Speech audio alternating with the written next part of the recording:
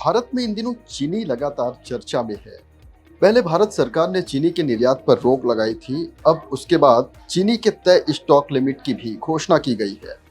सरकार के इस फैसले के बाद national federation of cooperative sugar factories limited यानी NFCSF ने चीनी के स्टॉक होल्डिंग लिमिट पर फिर से विचार करने का आग्रह किया है। उनका मानना है कि चीनी को स्टोर करने की नई सीमा लागू होने से चीनी की सप्लाई प्रभावित हो सकती है और चीनी पर आधारित मैन्युफैक्चरिंग सेक्टर्स पर भी बुरा असर देखने को मिलेगा। खबर में आगे बढ़े उससे पहले समझ लेते हैं कि सरकार ने क्या नया आदेश जारी किया है। केंद्र सरकार ने चीनी की जमाखोरी और सट्टेबाजी को रोकने और घरेलू सप्लाई को नियंत्रित रखने के लिए चीनी कारोबारियों और डीलर्स के लिए स्टोरेज की लिमिट को तय कर दिया है। अब कोई भी चीनी डीलर 4000 क्विंटल से अधिक चीनी स्टोर नहीं कर सकता।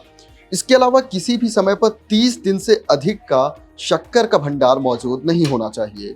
केंद्र सरकार का ये आदेश देश भर में 1 अगस्त 2026 से लागू है। सरकार के इस फैसले के बाद NFCSF का मानना है कि नई सीमा लागू होने से पूर्वोत्तर राज्यों में चीनी की आपूर्ति प्रभावित हो सकती है और चीनी पर आधारित मैन्युफैक्चरिंग सेक्टर पूरी तरह से प्रभावित होंगे।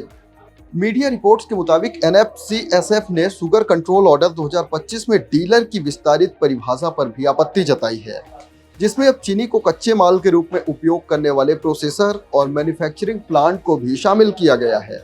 महासंघ ने कहा कि कन्फेक्शनरी, बिस्किट, पेय पदार्थ, दवा और अन्य खाद्य उत्पाद बनाने वाली कंपनियां चीनी का उपयोग केवल अपने उत्पादन के लिए करती हैं, न कि व्यापार या रिसेल के लिए। ऐसे उद्योग पर भी भंडारण की सीमा लागू करने से उत्पादन प्रभावित हो सकता है।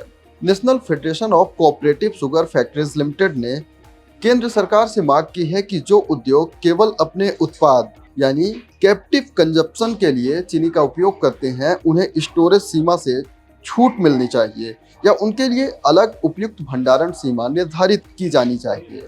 हालांकि कुछ खास कंडीशन में चीनी के स्टोरेज लिमिट को बढ़ाया गया है। बता दें कि सरकारी स्टॉक और PDS के लिए नामित डीलरों को इस आदेश से छूट मिली है। जाते जाते ये भी समझ लेते हैं कि भारत दुनिया के सबसे बड़े चीनी उत्पादक देशों की सूची में शामिल है। इसके अलावा चीनी के एक्सपोर्ट में भारत ब्राजील के बाद दुनिया का दूसरा सबसे बड़ा देश है। फिर भी सरकार की ओर से ऐसा कदम क्यों उठाया जा रहा है? बता दें कि इस बार अल नीनो का प्रभाव रहने से मानसून की बारिश कमजोर होगी। अनुमान के बीच गन्ना उत्पादन को लेकर भी चिंता जताई गई है, जिससे चीनी का कुल प्रोडक्शन घटने का अनुमान लगाया गया है। इस अनुमान के कारण भारत ने चीनी स्टॉक के निर्यात पर रोक लगा दी थी। अब स्टॉक लिमिट भी तय कर दी गई है, जो कि 1 अगस्त से लागू है। तो इस खबर में फिलहाल इतना ही। ऐसे ही अन्य खबरों के लिए शेयर बाजार का हाल, मार्केट में इन्वेस्टमेंट टिप्स, एक्सपोर्ट इंपोर्ट से जुड़ी खबरें और वेलफेयर स्कीम्स के बारे में जानने के लिए अभी सब्सक्राइब करें जागरण बिजनेस।